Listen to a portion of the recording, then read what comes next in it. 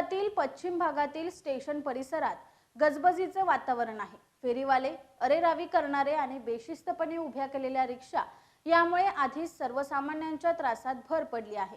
त्या स्टेशन परिसरात असलेल्या महत्त्वाच्या वर्दळीच्या ठिकाणी जुगारांचे अड्डे उघडपणे सुरू आहेत।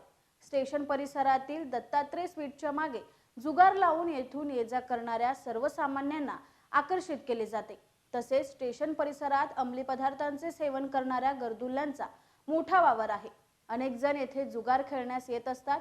यामुळे या रस्त्यावरून जाताना कॉलेजचे विद्यार्थी, महिलांना त्रास सहन करावा लागतो।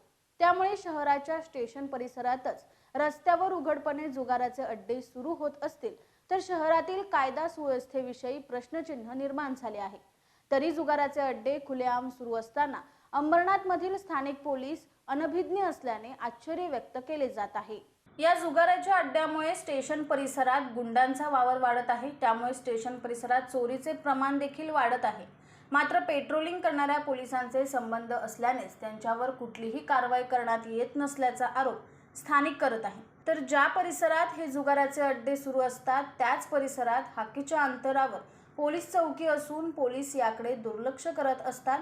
यामुळे येथून रिक्षा पकडणाऱ्या महिला तसेच तरुणींना या जुगाराच्या अड्ड्यामुळे अधिक अडचणीला सामोरे जावे लागत असून पोलिसांनी याविरोधात कारवाई करण्याची मागणी केली जात आहे।